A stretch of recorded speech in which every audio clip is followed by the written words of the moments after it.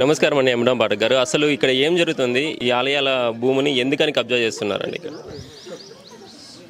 ఈరోజు ఎంక్రోచర్స్ ప్రభుత్వాన్ని ఛాలెంజ్ చేస్తున్నారు, సిస్టమ్ని ఛాలెంజ్ చేస్తున్నారు. మేము యథేచ్ఛగా ఎంక్రోచ్ చేసుకుంటాం, మీరు ఏం చేస్తారు? మీ ప్రభుత్వం ఏం చేస్తుంది? మీ అధికారులు ఏం చేస్తారు? మీ అధికార యంత్రాంగం మమ్మల్ని ఏం చేయగలుగుతుంది అని నిలదీస్తున్నారు. ఈరోజు ఇక్కడ పరిస్థితి మన దేశంలో ఉన్నట్టు లేదు, మన దేశంలో ఉన్న వ్యవస్థలా లేదు. ఎందుకు ప్రజలు భయభ్రాంతులకు గురవుతున్నారు? ఎందుకు ఇక్కడ ఆలయ పూజారిని బెదిరిస్తున్నారు? చంపుతామని ఎందుకు బెదిరించాల్సి వస్తుంది? ఎక్కడుంటున్నాం మనం? ఏ ప్రదేశంలో ఉన్నాం? భారతదేశంలో ఉన్నామా, లేకపోతే పాకిస్తాన్లో ఉన్నామా, బంగ్లాదేశ్లో ఉన్నామా?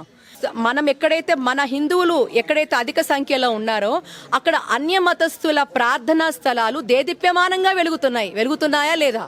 ఉన్నాయా లేదా? ఉన్నాయి, బేషుగ్గా ఉన్నాయి. మసీదులు హాయిగా ఉన్నాయి, చర్చిలు హాయిగా ఉన్నాయి. యథేచ్ఛగా ఎటువంటి భయం లేకుండా ప్రశాంతంగా వెళ్ళి చేసుకుంటున్నారు కదా. మరి అన్యమతస్థులు అధికంగా ఉన్న చోట హిందూ దేవాలయాలకు ఎందుకు ఈ దుస్థితి? ఎందుకు గంట కొట్టకూడదు? ఎందుకు ఆలయాలు తెరవకూడదు? ఎందుకు అర్చకుడిని బెదిరించడాలు?